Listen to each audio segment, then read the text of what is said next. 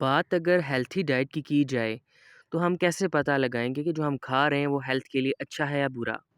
Healthy diet को हम balance diet कहेंगे क्योंकि हेल्थी डाइट वही है जिसमें तमाम अज्ज़ा जो हमारी बॉडी की रिक्वायरमेंट है वो मौजूद हों।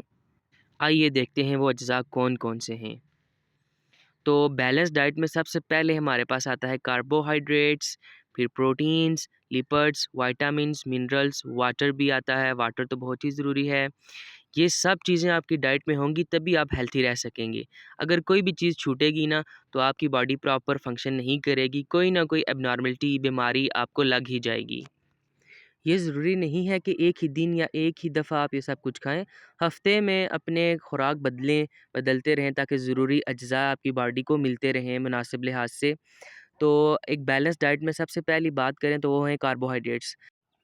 गंदम, सूजी, मकई, चावल, दूध हमारे पास और भी बहुत सारे सोर्स हैं कार्बोहाइड्रेट्स के।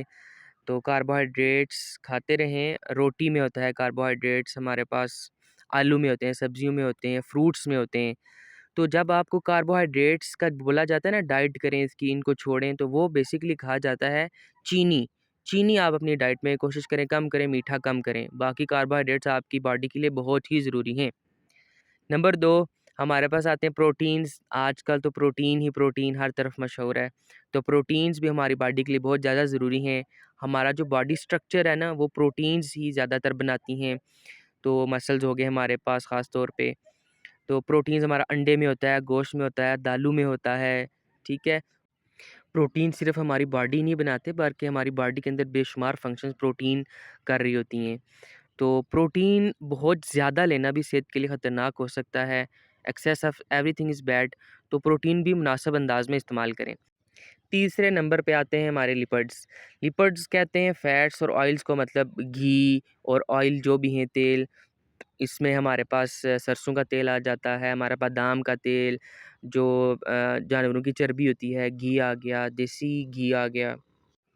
ये ऑयल्स, ये फ़ैट्स हमारी बॉडी के लिए बहुत ज़रूरी हैं। हमारी बॉडी में कुछ हार्मोन्स ऐसे हैं ख़वातीन और मर्द हज़रात के, जो हम फ़ैट्स या ऑयल्स खाएँगे तो बनेंगे। अगर आप फ़ैट्स बिल्कुल छोड़ देंगे, आप ऑयल छोड़ देंगे खाना, तो आपकी बॉडी में हार्मोन्स नहीं बनेंगे। फिर आपको बीमारी या कमज़ोरियों का सामना करना पड़ेगा। बहुत ज़्यादा ना खाएँ, लेकिन अपनी खुराक में लिपिड्स को शामिल रखें।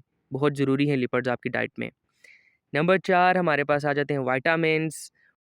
बॉडी की नॉर्मल फंक्शनिंग के लिए विटामिन्स बहुत ज़रूरी हैं, फ्रूट्स और सब्जियों में होते हैं। उसके बाद हमारे पास नंबर 5 पे आ जाते हैं मिनरल्स। मिनरल्स जैसे calcium, iron, boron, zinc, copper वगैरह। ये भी बॉडी के लिए बहुत ज़रूरी हैं। ये भी सब्जियों में, ख़ास तौर पे फ्रूट्स में और ड्राई फ्रूट्स में काफ़ी मिकदार में होते हैं।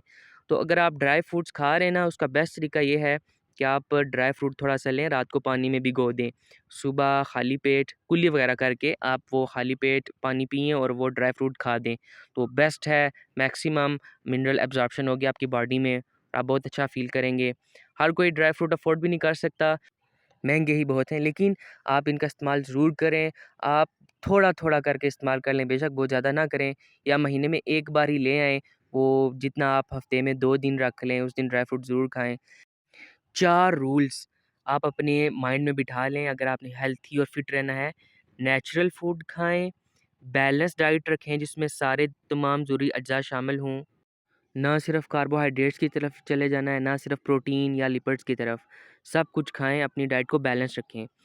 फ़िज़िकली एक्टिव लाज़मी रहें, एक्सरसाइज़ को अपना मामूल बनाएँ, सुबह या शाम या जिस वक़्त आप ईज़िली कर सकें। आप तो जिम भी आ गए हैं, जिम जाएँ।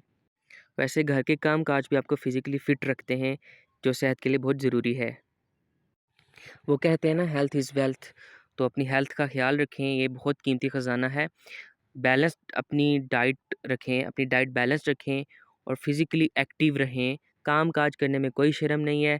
लेकिन आपका काम अगर ऐसा है जो फ़िज़िकली एक्टिव नहीं रह सकते, तो आप जिम जाएँ, जिम लाज़मी जाएँ, एक्सरसाइज़ करें सुबह या शाम या जिस वक़्त आपको वक़्त मिले।